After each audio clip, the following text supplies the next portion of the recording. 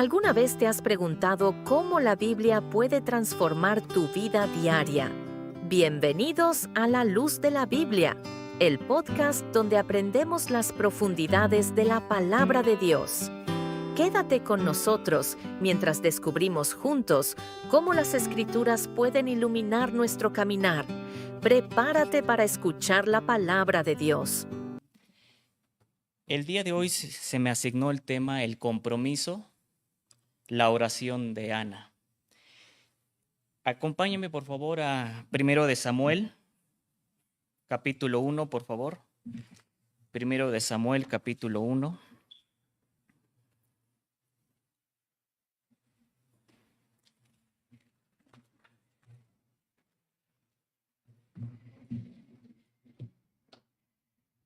Y vamos a dar lectura al versículo 10 y al versículo 11. Van a ser nuestros textos clave, aunque nos vamos a basar del versículo 9 al 18. Y vamos a darle lectura. Dice así la palabra de Dios. Ella, hablando acerca de Ana, con amargura de alma oró a Jehová y lloró abundantemente e hizo voto diciendo: Jehová de los ejércitos, si te dignares mirar la aflicción de tu sierva, y te acordares de mí, y no te olvidares de tu sierva, sino que dieras a tu sierva un hijo varón, yo lo dedicaré a Jehová todos los días de su vida, y no pasará navaja sobre su cabeza. El texto nos enseña que Ana tenía amargura en su alma y llora abundantemente. Ella tenía una tristeza profunda. La pregunta es, ¿por qué Ana estaba sufriendo así? Contextualizando un poco, según el versículo 1 y el versículo 2 de este capítulo, se habla que su esposo Elcana tenía dos mujeres, a Penina y a Ana. Penina tenía hijos, pero Ana no podía tener hijos. Ella era estéril, por lo tanto Penina se burlaba de Ana, la provocaba, la irritaba y la hacía enojar porque el Señor no le había permitido tener hijos. Aunque en la Biblia no nos da con exactitud por qué Penina actuaba así, probablemente era por Elcana, según el versículo 5. El versículo 5 dice que Elcana daba una ofrenda especial por Ana, porque Ana la amaba. Probablemente ese era el conflicto entre ellas, porque Penina, al darse cuenta que amaba más a Ana, empezaban los celos ahí. Y cada año subían a adorar a Dios al tabernáculo, que podríamos decir que al templo, que estaba aproximadamente a 25 kilómetros de distancia, y cada año subían esa distancia a adorar a Dios. Y cada año que subían, Penina se burlaba de Ana, y Ana lloraba, se entristecía, se deprimía y ya no quería comer, según el versículo 7. En el versículo 16 dice que Ana tenía aflicción. Esta palabra de aflicción en el griego significa depresión. Entonces Ana se deprimía. En ese tiempo el ser estéril era una desgracia, y la palabra de Dios nos enseña que los hijos eran y son una bendición, y Ana, al no tener hijos, se sentía olvidada por el Señor. Los israelitas, el ser estéril, lo veían también como un estilo de una maldición. Deuteronomio 7:13 lo dice así: y te amará, hablando de la obediencia del pueblo de Israel. Entonces Dios bendecía, y una de las bendiciones es que Dios los iba a amar, Dios los iba a bendecir, Dios les iba a multiplicar, pero también Dios les iba a bendecir el fruto de su vientre. Entonces era producto también de una bendición en ese tiempo. Acerca de los hijos, el Salmo 123:3 dice: He aquí, herencia de Jehová son los hijos, cosa de estima el fruto del vientre. Proverbios 17:6 también dice: corona de los viejos son los nietos, y la honra de los hijos son sus padres. Entonces el pueblo de Israel veía la esterilidad como una desgracia, pero también como una maldición. Pero en la vida de Ana podemos observar la soberanía de Dios. Él tiene el control de toda situación, y el Señor había cerrado el vientre de Ana en su soberanía. Y Dios tenía un propósito. Y Dios tiene un propósito para cada uno de nosotros y de manera especial tenía un propósito para la vida de Ana.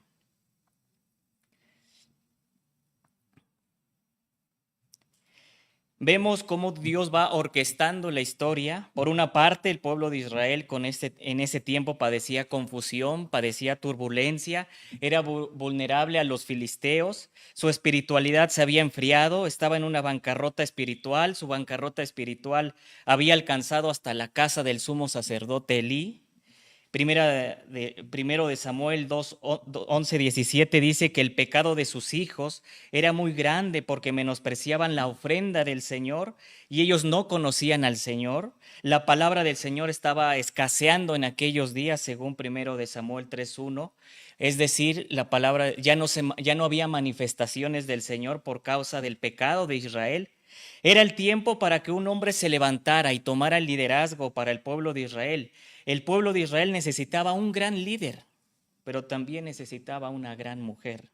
Entonces sale a la escena Ana. Por un lado, el pueblo de Israel en una decadencia espiritual y del otro lado estaba Ana. Ana era una mujer atribulada de espíritu, según el versículo 15, una mujer angustiada, connota la magnitud de sus aflicciones, sufriendo con tristeza profunda, deprimiéndose, lloraba desconsoladamente, ella se sentía olvidada porque no tenía un hijo. Y a pesar de su dolor, ella derramaba su alma al Señor. El versículo 15 dice, sino que sino que he derramado mi alma delante del Señor. Esas eran las palabras de Ana. Otra versión dice que ella se desahogaba en el Señor en oración. Todo su pesar, todo su dolor, todo su sufrimiento, toda su tristeza, toda su carga se la depositaba al Señor. Observamos por lo menos dos atributos de Dios en este relato. La soberanía de Dios, pero también observamos la justicia de Dios. En la soberanía de Dios entendemos que Él hace lo que Él quiere con su creación y Él tiene el control de toda la situación. En la justicia de Dios nos hace responsable de nuestras decisiones. Es difícil entender estos dos atributos. Conciliar estos dos atributos nos cuesta trabajo conciliarlos. Podemos entenderlos separados, la soberanía de Dios, la justicia de Dios, pero tratar de conciliarlos, cómo operan los dos al mismo tiempo, nos cuesta trabajo como seres humanos. Esa es una realidad. En estos dos atributos encontramos una figura literaria, la antinomía. La antinomía es una aparente contradicción, vuelvo a repetir, una aparente contradicción entre dos leyes o principios que contrachocan entre sí, pero no por eso dejan de ser verdad. La soberanía de Dios y la justicia de Dios, hay una aparente contradicción, no estoy diciendo una contradicción, sino una aparente contradicción que contrachocan entre sí, pero no dejan de ser verdad.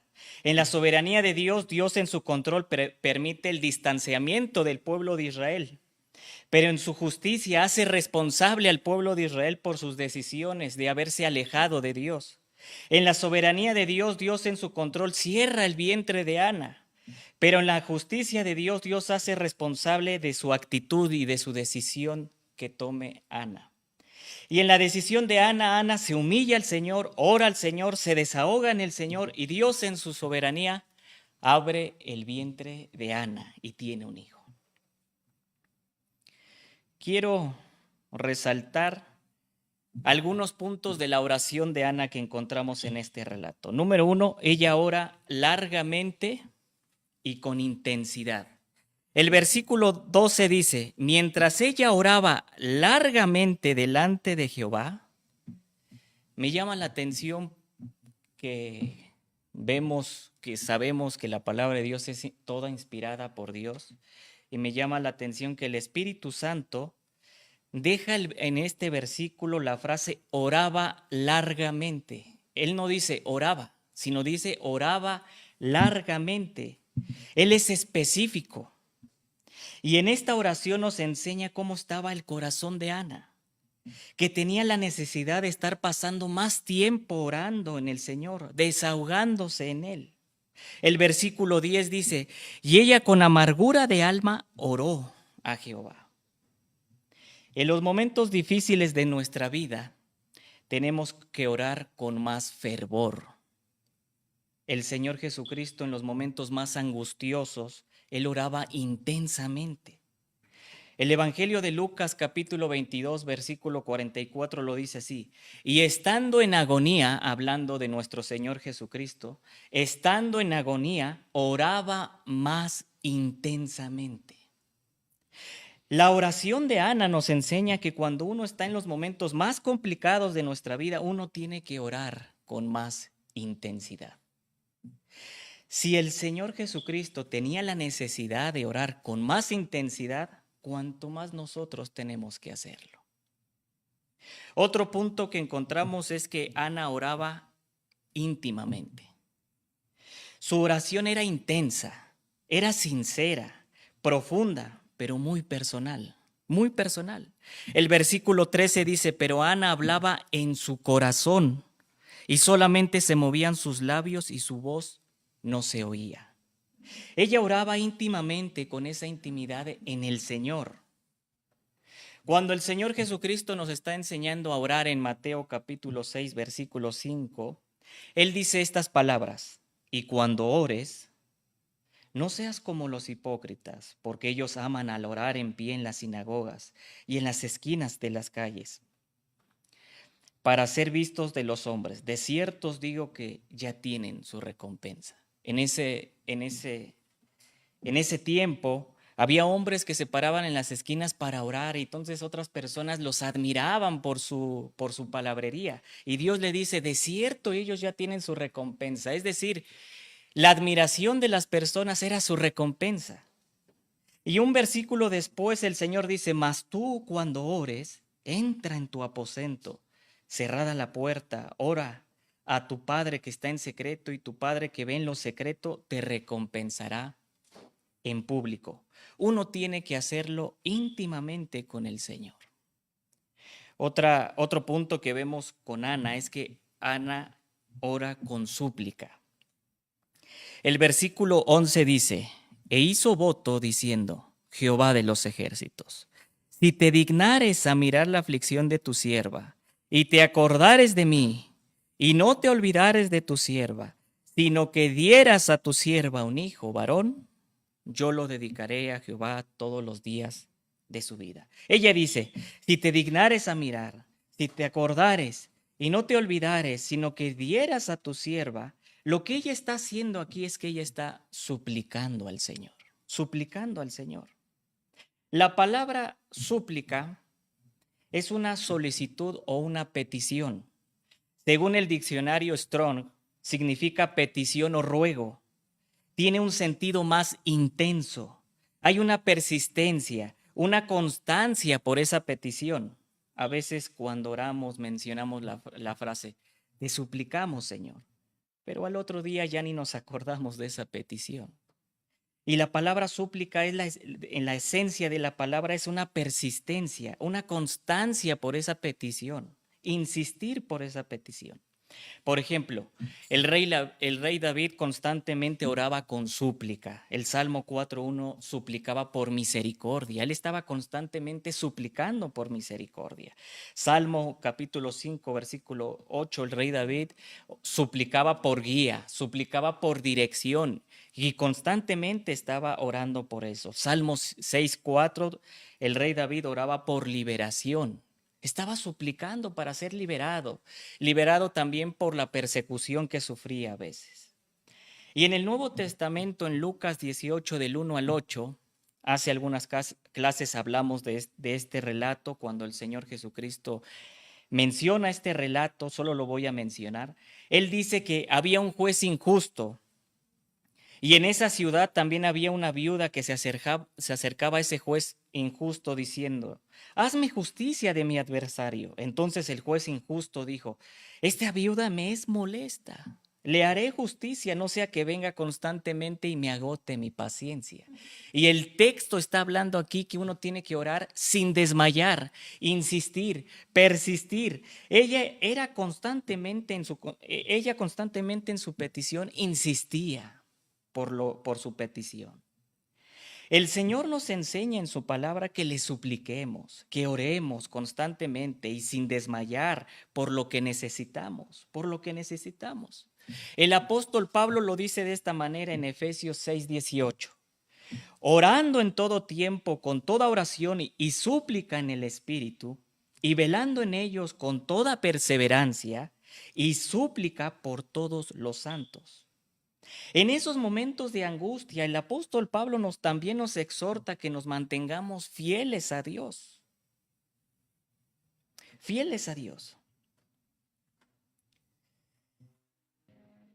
Suplicando a Dios en el Espíritu, es decir, bajo la voluntad de Dios, buscando la voluntad de Dios en nuestras peticiones, en nuestras peticiones.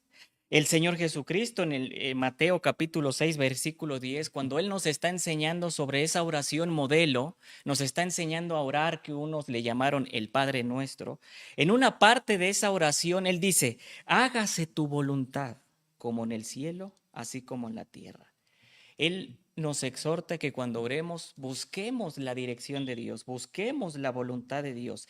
Y en respuesta a esa oración, Dios ha prometido que nos dará de su paz, que nos guardará nuestros corazones y guardará nuestros pensamientos en Cristo Jesús. Ana también había experimentado esa paz cuando ella dejó toda su carga al Señor en oración. Según el versículo 8, vemos que Ana, después que terminó a orar, el versículo 18, después de que terminó a orar, dice, y se fue la mujer, es decir, Ana, por su camino y comió y no estuvo más triste. Ella ya tenía una paz en su corazón. Matthew Henry, con respecto al tema, él dice, y cito, la oración es como un bálsamo para el corazón de una persona piadosa. Filipenses capítulo 4, versículos 6 y 7, el apóstol Pablo dice, por nada estéis afanosos, sino que sean conocidas nuestras peticiones delante de Dios en toda oración y ruego, con acción de gracias, y la paz de Dios, que sobrepasa todo entendimiento, guardará vuestros corazones y vuestros pensamientos en Cristo Jesús. En Cristo Jesús. Mientras uno hace su parte orando, suplicando al Señor, buscando su dirección y su voluntad, Él nos dará de su paz, pero también nos va acompañando en la oración. Él nos va acompañando en la oración. El Espíritu Santo nos va acompañando en nuestra oración. Una palabra en griego que describe la función del Espíritu Santo es paracleto. El paracleto, que significa alguien que va al lado de nosotros, alguien que entra en nuestro auxilio. Y el apóstol Pablo en Romanos 8:26 lo dice así: de igual manera, el Espíritu nos ayuda a nuestra debilidad, pues qué hemos de pedir como conviene, no lo sabemos. Pero el Espíritu mismo intercede por nosotros con gemidos indecibles. La frase en este texto, nos ayuda en nuestra debilidad, connota como quien tiene un peso encima y alguien te ayuda a cargarla. El Espíritu Santo nos va ayudando en esa carga, en esa carga. La palabra intercede connota que entra al rescate. Él entra al rescate por nosotros. Cuando estamos en esos momentos difíciles de nuestra vida, a veces llegamos a ese punto que ya no sabemos cómo orar. Nuestra mente se bloquea.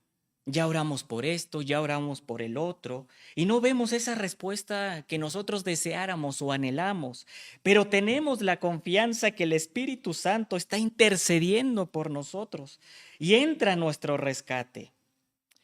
Un versículo más adelante en Romanos 8:27 dice, mas que el que escudriña los corazones sabe cuál es la intención del Espíritu, porque conforme a la voluntad de Dios intercede por nosotros. Él sabe nuestro corazón, Él tiene todo el panorama completo, Él sabe lo que necesitamos y entra a nuestro rescate conforme a la voluntad de Dios. Es decir, uno ora y el Espíritu Santo intercede por nosotros. Y Él dice, Padre, lo que Manuel quiere decir es esto, o lo que Manuel quiere es esto, pero lo que Él necesita es aquello. Él intercede, entra a nuestro rescate. Qué bendición es saber esto. que uno tiene que hacer su parte, orar, suplicar, rogar, persistir, perseverar conforme a la voluntad de Dios. Y el Espíritu Santo nos ayuda, intercede también por nosotros. Tenemos que recordar y tener confianza que el Espíritu de Dios nos va ayudando, nos va acompañando en la oración, nos ayuda con la carga que tenemos y entra en nuestro rescate. Otra oración que vemos de Ana es que Ana ora específicamente. En el mismo versículo 11 se nos dice esta parte: sino que dieras a tu sierva un hijo varón. Ella no dice si dieras un hijo, ella pide específicamente un hijo varón, varón. Ella ora específicamente. A veces oramos generalmente. No digo que eso esté mal, pero es mejor orar específicamente. Otro punto que vemos de la oración de Ana es que Ana en su oración tiene un propósito. Y en el mismo versículo 11 dice: yo lo dedicaré a Jehová todos los días de su vida, y no pasará navaja sobre su cabeza. Ella tiene un propósito en su oración. Su propósito para tener un hijo y que le sirviera al Señor toda su vida. Y su propósito estaba alineado a la voluntad de Dios.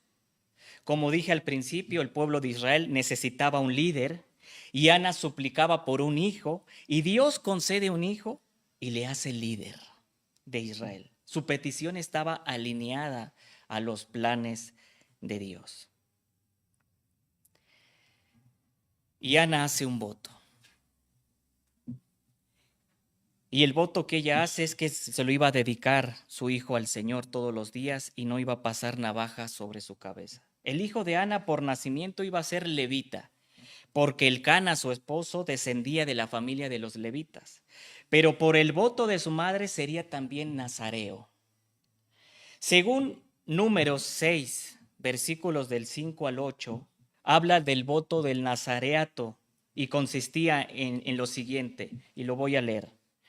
Todo el tiempo del voto de su nazareato, habla Moisés, no pasará navaja sobre su cabeza hasta que sea cumplido los días de su apartamiento a Jehová. Será santo, dejará crecer su cabello.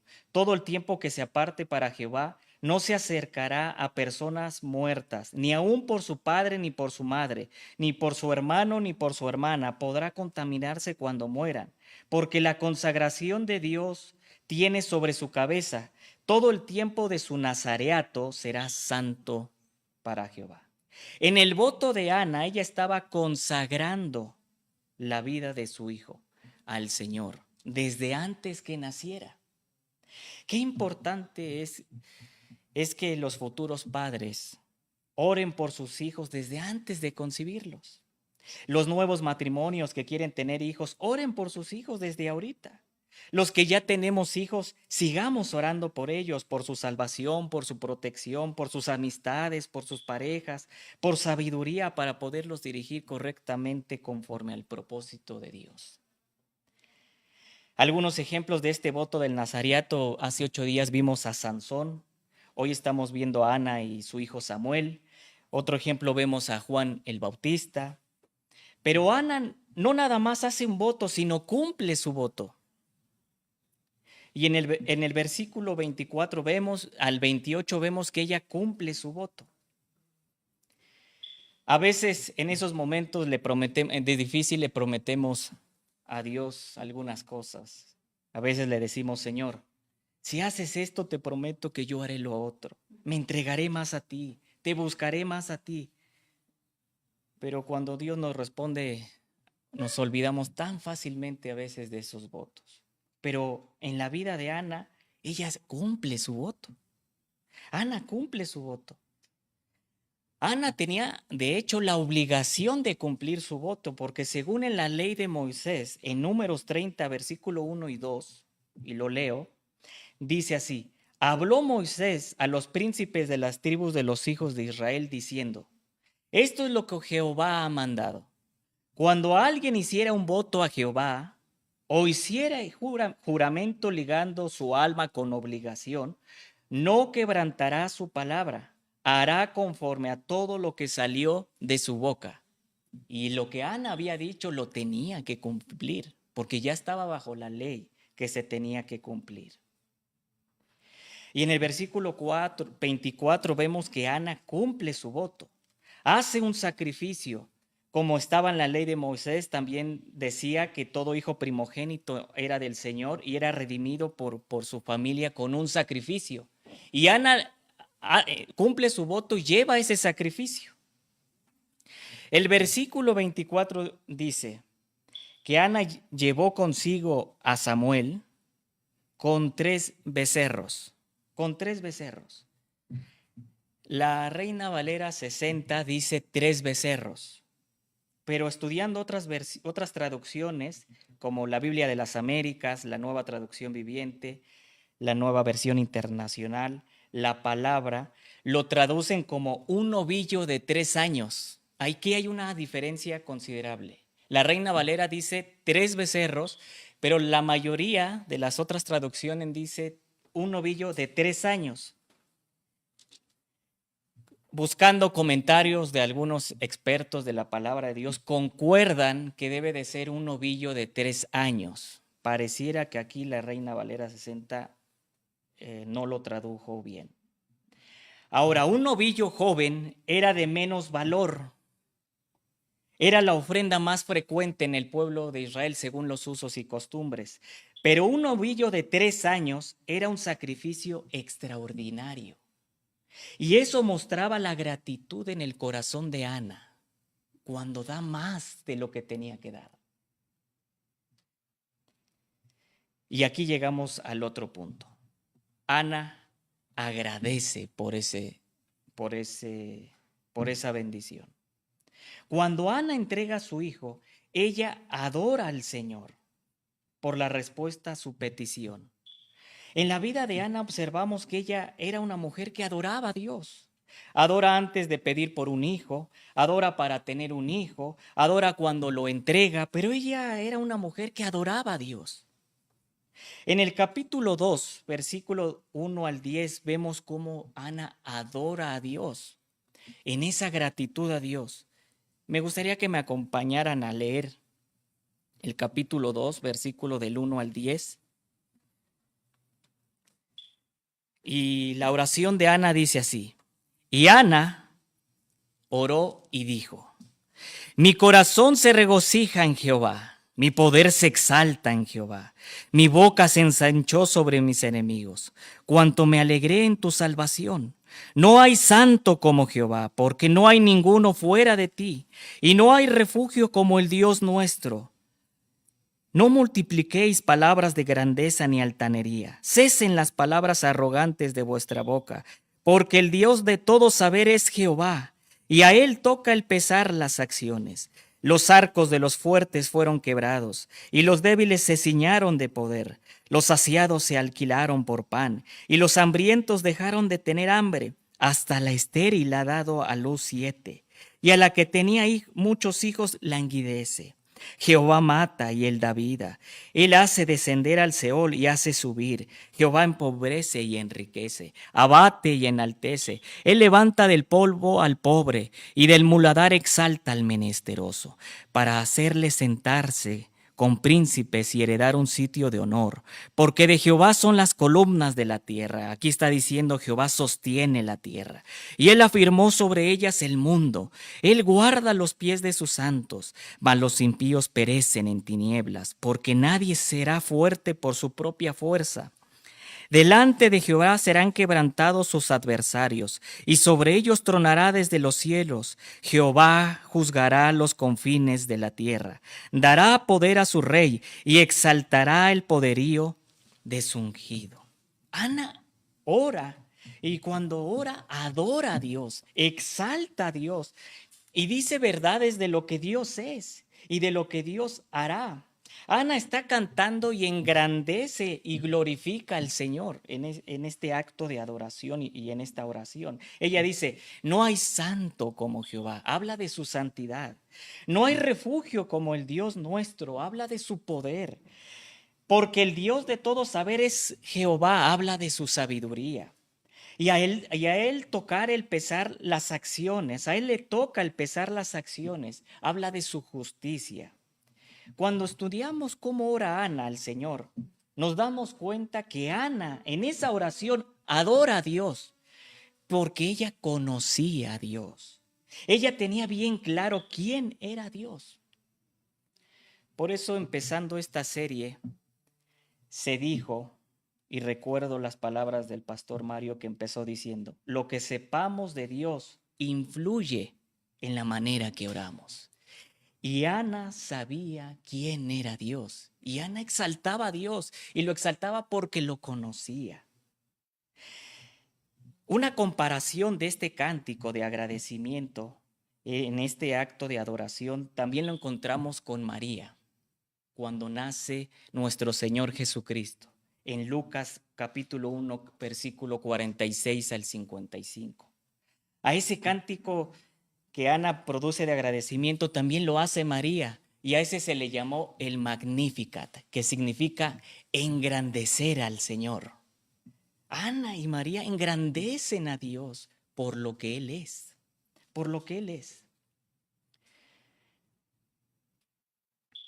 Concluyendo, hermanos, Ana tenía una oración sincera, tenía una oración abierta, entregaba su vida al Señor.